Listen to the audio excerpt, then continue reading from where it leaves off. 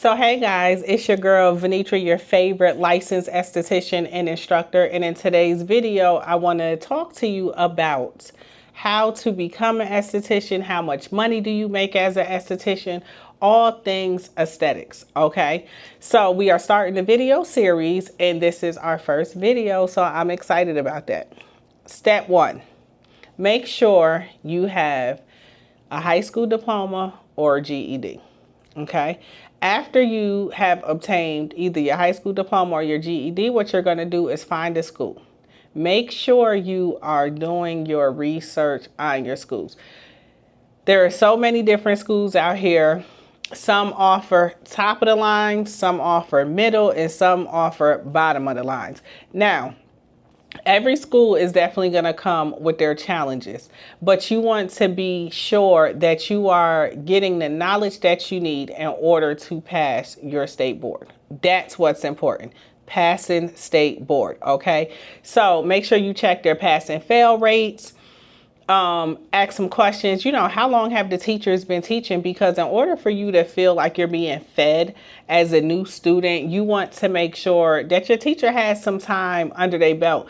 And so, you know, we could go on and on and on about just the unexperienced teachers, but we're going to move forward. Okay.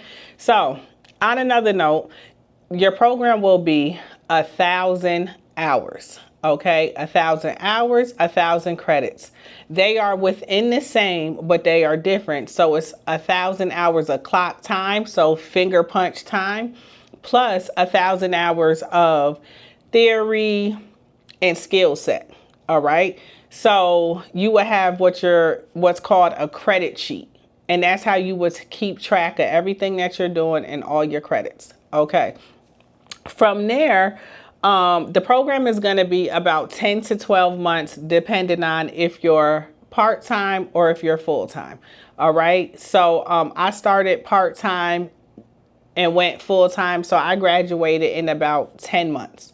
The next thing, let's talk about your coursework, because when I was teaching, a lot of my students were like, oh, I didn't know that why do we have to learn anatomy? Why do we have to learn chemistry? Why do we have to learn electricity? Because these are the modalities that you will be using in the field. And so you have to be knowledgeable about what you're doing so that you are able to serve your clients. All right. So yes, anatomy is a big thing. You're going to need to know your facial bones, your arms, your trunk area. I don't know if it really hits legs. If it hits legs, it's very, very brief. But from your trunk up, you will definitely need to know the bones and the muscles, especially the skull and the facial bones. Okay. So from there, you're going to also learn cells and tissues. Why do I need to know cells and tissues? Because it is something that you are dealing with. You are dealing with dead cells. Okay. When you are exfoliating and resurfacing people's skin, those are dead cells. And so you need to understand how chemicals and cells and tissues work, once again, so we can provide the best service possible for our clients. All right. After that, you know, you're going to learn chemical peels. You're going to learn makeup application. You're going to learn different facial techniques.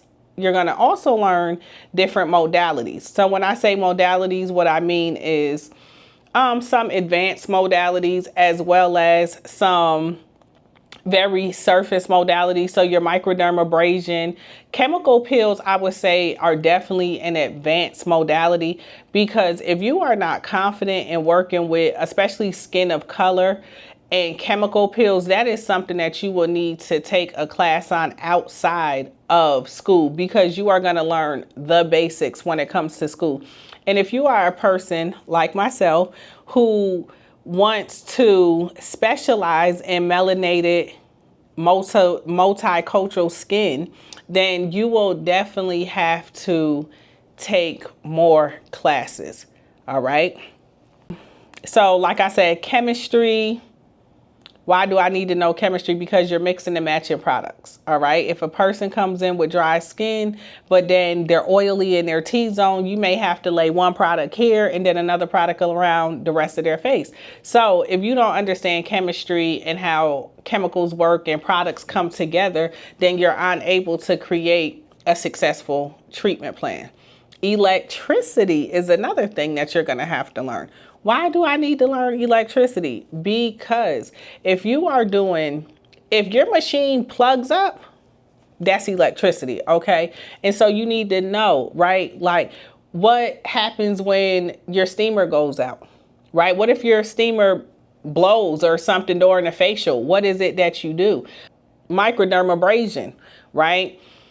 That's electricity. If it plugs into the wall, it is electrotherapy. And so you need to know. All right. Another thing, let's discuss. All right. So outside of all of that, let's get into the pay scale. How much does estheticians make? So if you are an esthetician and you're in your first year of business or your first year of practice, then you'll probably make anywhere between $18 to $25.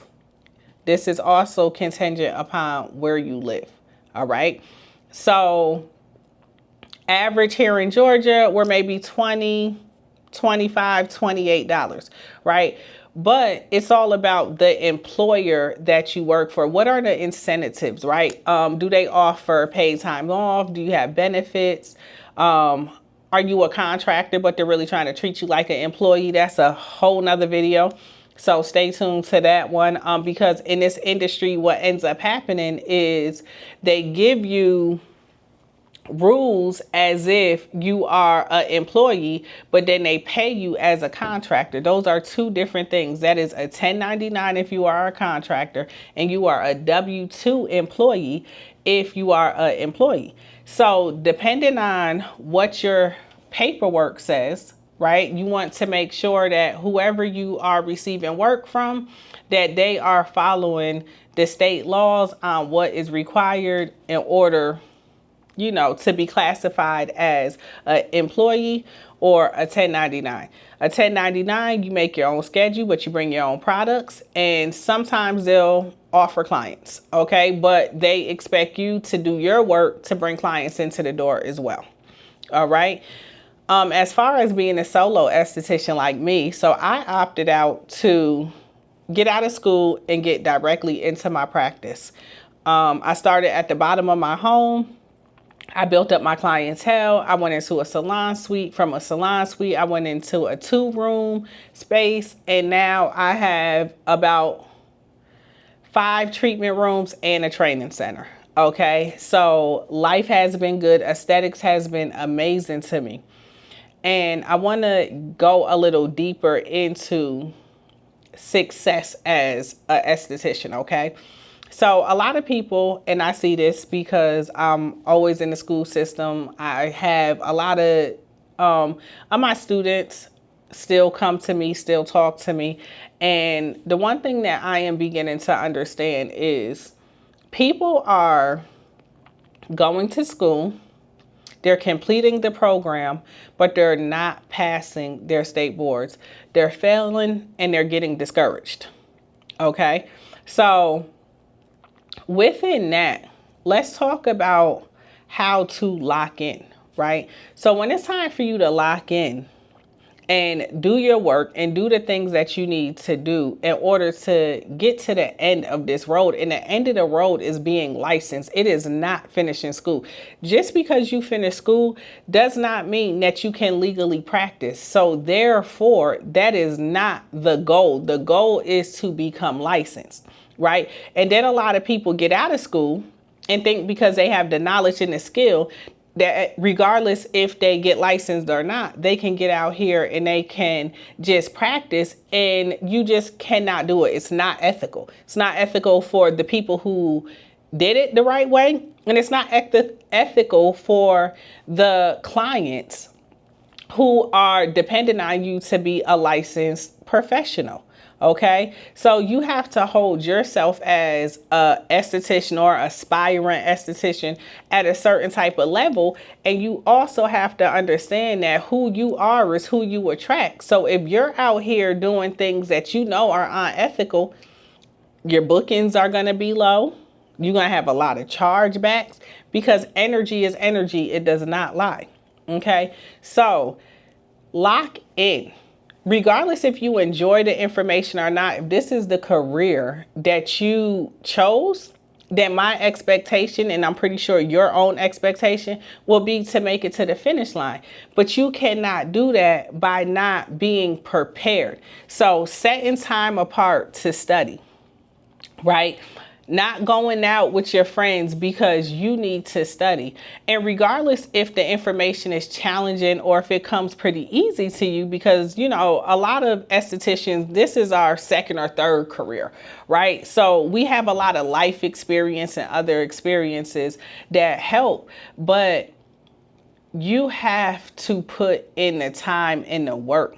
And my recommendation would be, as you are moving through school, also study business. Also study things like marketing, because regardless if you work for somebody else or not, right, you want to still know how to bring in clients if you ever need to. And so, you know, there's a certain level of focus that you have to have in order to become who you are trying to become, right? So I don't want to make this video super long and winded, and we're going to break all these different things up. But I want you guys to know that if aesthetics is what you dream to do or dream to become an esthetician, then the world is yours, right? All you have to do is have a high school diploma or GED, complete 1,000 hours and 1,000 credits, go to PSI, take your test, pay for your licensure, and you are now a licensed esthetician. But the journey just begun. So how do you get to the next phase, right? How do I become a 6-figure esthetician? How do I become a 7-figure esthetician? How do I market and bring clients in and all of that? I got you. So don't worry about that. We're going to go ahead and get some other videos out where we're discussing multiple topics of how to become a 6-figure esthetician. Well, I can't really tell you how to become a 6-figure esthetician. What I can do is give you a few bullet points and a blueprint of what worked for me. Now, is it going to work for you? You know, that's up to you. But it has been a pleasure. I have missed YouTube so much. My life is so busy and I have so much going on, but I am really trying to make this one of my main sources of content, because I just need to talk to you guys, and I see a lot going on in the field that I'm not necessarily a fan of. And so it's like, if you're not a fan of it, then you got to do something about it. And so that's what we're doing right now. We're doing something about it. So it's been a pleasure. Thank you guys. Love you all.